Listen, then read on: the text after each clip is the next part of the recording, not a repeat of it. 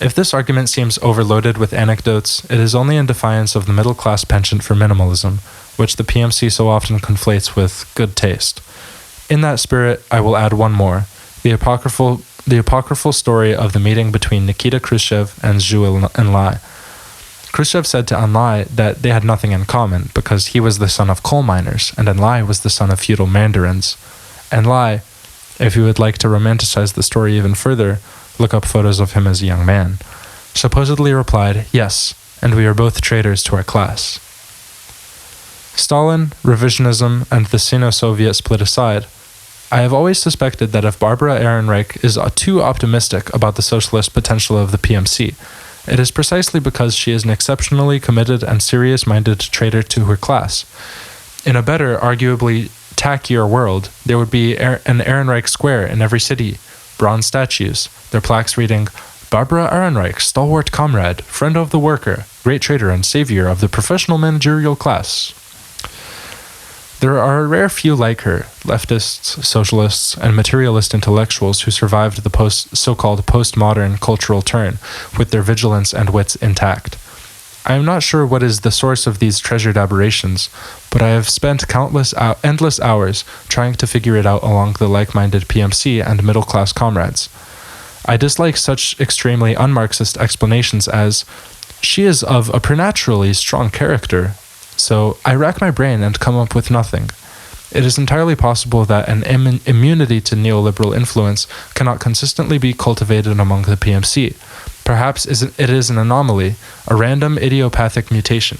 Or perhaps, as with sexuality or handedness, there are simply too many factors at play to really nail down, much less replicate, what makes a good middle-class comrade.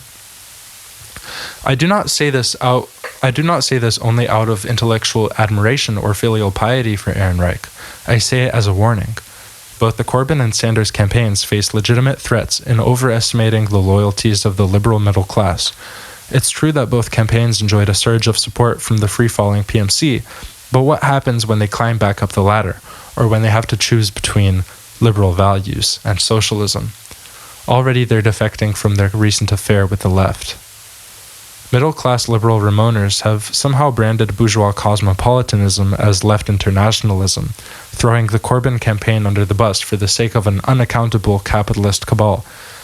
They're currently attacking the Labour Party from the left, some because they have mistaken the European Union for the Comintern, and some merely to keep their holidays in Mykonos convenient, not to mention mysteriously affordable these days.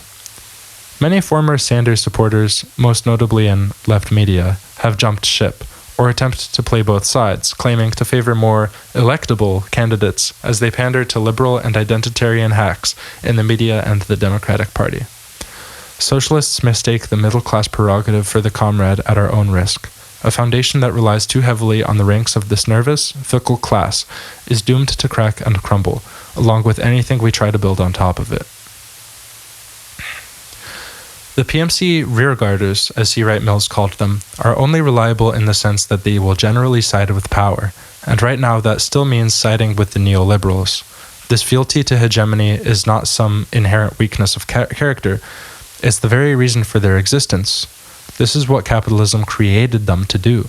It's not even conscious, as their ideological commitments operate under the premise that the prevailing order is necessarily the result of progress.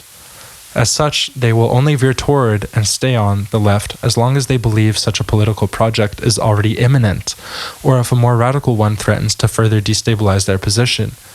If the New Deal Democrats are any indicator, it may be that nothing short of a credible threat of communism itself can realign the middle-class progressive from neoliberalism to even a modest social democracy.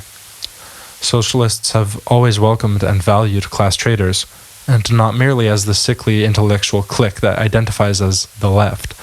Class traders have been invaluable partisans throughout socialist history, but these exceptional dissidents should never be taken as evidence that their class as a whole is somehow ripe for the picking, nor does the recent death of tenure, print media, or any version of the yuppie dream deliver to the PMC to socialism. If the working class someday succeeds in making comrades of the middle class, it won't be because the experience of decline has somehow radicalized them. it will be because a strong, organized movement of the working class has established itself and herded them into its flock. Such herding must be both ideological and institutional, meaning that not only must the PMC be recruited to the cause, it must be absorbed into the ranks of the working class. In addition to integrative measures like mixed-income public housing, this means eliminating both the managerial and the professional aspects of the careers traditionally considered PMC. For the latter, free higher education and the abolition of irrelevant education obstacles is a good start. Practicing medicine is skilled labor that requires advanced training, but you don't need to study Plato to become a gynecologist. As for the former, taking the institutions of the PMC, like universities and hospitals, into the public good is not only essential for any socialist project, it's a good litmus test for who among the PMC are amenable. Ask broke adjuncts if they would like to see their university made free, and they'll usually say yes. Ask them, however, if they would like their profession reoriented as a public service, say making them civil servants as they are in Germany, and you might get a more convoluted answer.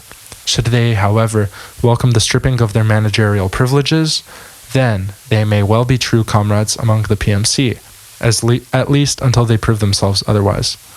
The PMC can and should be brought to commit it to its own abolition, but attempting to evangelize a class that has so much difficulty even acknowledging its own existence is a futile endeavor.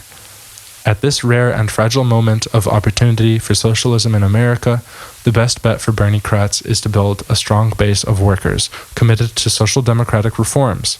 The PMC will follow, as they always do. They're the cart, not the horse. Whoa, so there you go. That's the article. Kind of a long read, but I hope that was sort of insightful in terms of what this sort of discourse looks like, how these terms are discussed, and the sort of general impotence of this left, whatever it is, in terms of grasping for political power, especially reading this after the failed Bernie 2020 campaign. It's a bit of a bitter pill to swallow, but I hope it was illuminating. Bye.